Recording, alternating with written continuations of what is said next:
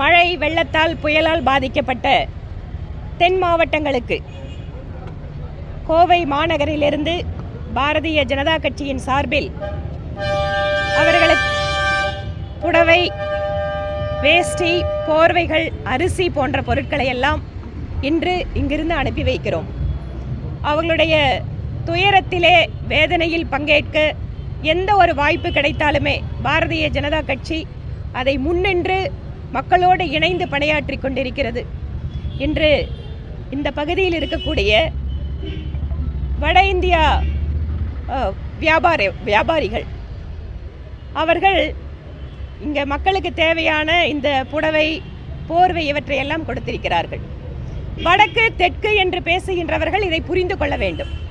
இந்தியாவினுடைய எந்த பகுதியில் பாதிப்பு ஏற்பட்டாலும் ஒவ்வொரு இந்தியருமே இன்னொருவருக்கு உதவதற்காக காத்து கொண்டிருக்கிறார்கள். இந்த எண்ணத்தை நாம் மேம்படுத்த வேண்டுமே தவிர வடக்கு தெற்கு என்ற பிரிவினையின் வாயிலாக மக்களுடைய சிந்தனையை திசை திருப்பக்கூடாது என இந்த நேரத்தில் இம்மாதிரி பேசுபவர்களுக்கு தெரிவித்துக் கொள்கிறோம். இவை இல்லாமல் இன்று அமைச்சர் பொன்முடி அவர்கள் மீதான தண்டனை அறிவிக்கப்பட்டிருக்கிறது. திராவிட முன்னேற்ற கழகத்தினுடைய அமைச்சர்கள் பல்வேறு நபர்கள் மீது இம்மாதிரியான குற்றச்சாட்டுகள், ஒரு சிலருக்கு தீர்ப்பு கொடுக்கப்பட்டிருக்கு, ஒரு சிலருக்கு வழக்கு பெண்டிங்ல இருக்கு.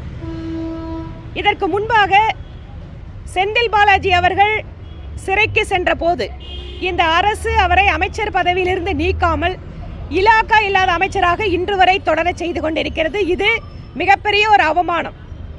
இப்போது தொடர்ச்சியாக இன்னொரு அமைச்சரும் தண்டனை பெற்றிருக்கிறார். உச்சநீதிமன்றத்தில் லில்லி தாமஸ் வழக்கின்படி உடனடியாக அவர் தகுதி இழப்பு செய்யப்படுவார். இம்மாதிரியான குற்றச்சாட்டு இருக்கின்ற நபர்கள் எல்லாம் நடவடிக்கை எடுத்து அவர்களை அனைவரையுமே அமைச்சரிலிருந்து நீக்கிவிட்டு மாநிலத்தினுடைய முதல்வர் அவர் நடத்துவது நேர்மையான ஆட்சி என்பதை நிரூபிக்க வேண்டியிருக்கிறது.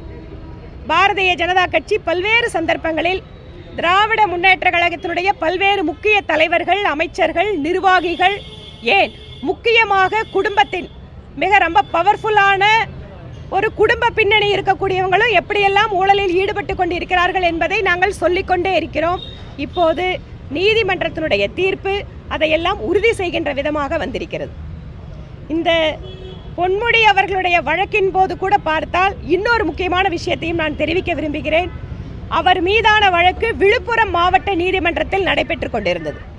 அதை ஒரு நீதிமன்ற உத்தரவின் போது அட்மினிஸ்ட்ரேட்டிவ் ஆர்டர் வாயிலாக, அதாவது அவர் வேற கோர்ட்டுக்கு மாற்றணும்னு கேட்கல, இல்ல வேற யாரும் மனு பண்ணி இந்த விழுப்புரத்திலிருந்து இன்னொரு நீதிமன்றத்துக்கு மாற்றணும்னு யாரும் மனு போடல.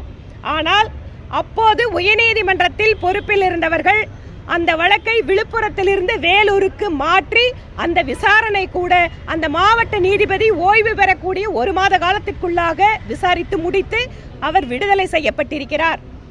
இது என்ன மாதிரி காட்டுதுன்னா, அமைச்சர்கள் ஊழல் குற்றச்சாட்டுகளில் அல்லது எம்எல்ஏக்கள், எம்பிக்கள் ஈடுபட்டு தண்டனை பெறுவது ஒரு புறம், இன்னொரு புறம் இவர்களுக்கு உதவுகின்ற நீதித்துறையில் இருக்கின்ற நபர்கள் மீதும் நடவடிக்கை பாய வேண்டும். இந்த வழக்கு அதற்கு மிகச்சிறந்த உதாரணமாக இருக்கிறது. ஏனென்று கேட்டால் சூமோட்டோ அட்மினிஸ்ட்ரேட்டிவ் ஆர்டர் மூலமா விழுப்புரம் கோர்ட்டிலிருந்து வேலூர் கோர்ட்டுக்கு இந்த வழக்கை மாற்றி இந்த வழக்கிலிருந்து குற்றவாளிகளை விடுதலை செய்ய வைத்திருக்கிறார்கள். இதற்கு உடந்தையாக இருந்த அத்தனை நீதிமன்ற அலுவலர்கள், அந்த சம்பந்தப்பட்ட நீதிபதிகள் மீதும் நடவடிக்கை எடுக்க வேண்டும் என்பது எங்கள் கோரிக்கை. இன்றைய தினம் கோவையில் பார்த்தீங்கன்னா முன்னாள் அமைச்சர் பொங்கலூர் பழனிசாமி மகன் பைந்தமிழ் பாரி வீட்டில் கர்நாடகா போலீசார் சோதனை நடத்திட்டு வராங்க. அதாவது குவாரிகள், கர்நாடகாவில் இயங்கக்கூடிய குவாரிகள் சட்ட விதிமீறல்கள் தொடர்பான இந்த ரைட் நடந்துட்டு, இது எப்படி பார்க்குறீங்க? இல்லை, திராவிட முன்னேற்ற கழகம் ஊழலின் மறுவடிவம், அதிகார துஷ்பிரயோகத்தை தங்களுடைய சுயலாபத்திற்காக பயன்படுத்துகிறார்கள் என்பது இன்று நேற்றல்ல, பன்னெடுங்காலமாக திராவிட முன்னேற்ற கழகத்திற்கு இருக்கின்ற குணாதிசயம். அது திரும்ப திரும்ப திரும்ப இப்போதுதான் அது நிரூபிக்கப்படுவதற்கு ஒரு நல்ல வாய்ப்புகள் கிடைத்துக் கொண்டிருக்கிறது. மத்தியில் ஒரு நேர்மையான நிர்வாகம் நடைபெறுகிறது. நீதித்துறையில் நல்ல நபர்கள், எதற்கும் பயமில்லாத நபர்கள் எல்லாம் இருக்கின்ற பொழுது நல்ல தீர்ப்புகள் எல்லாம் கிடைத்துக் கொண்டிருக்கிறது. இதையெல்லாம் என்ன சொல்கிறது என்றால், திராவிட முன்னேற்ற கழகம் என்றாலே லஞ்சம், ஊழல், துஷ்பிரயோகம். இப்போ இந்த சிபிசிஎல் நிறுவனத்திலிருந்து கசிந்த எண்ணெய் காரணமாக எண்ணூர் துறைமுகம் முழுவதும் பாதிக்கப்பட்டுள்ளது. பேரிடர் காலங்களில் இது போன்ற ஏற்படுவதை நம்ம தவிர்க்க முடியாது என்ற போதும் அது முதற்கட்டமாக பார்த்தீங்கன்னா மீனவர்கள் உள்ளிட்டவங்க அதை அகற்றியிருக்காங்க. அது அந்த சம்பந்தப்பட்ட நிறுவனம் மீதும் இது சம்பந்தமாக நடவடிக்கை எடுக்காத அதிகாரிகள் மீதும் கடுமையான நடவடிக்கை எடுக்கணும்னு சொல்லி பல்வேறு தரப்பினர் நிச்சயமா நாங்கள் பாதிக்கப்பட்ட மக்களோடு நாங்கள் இருக்கிறோம்.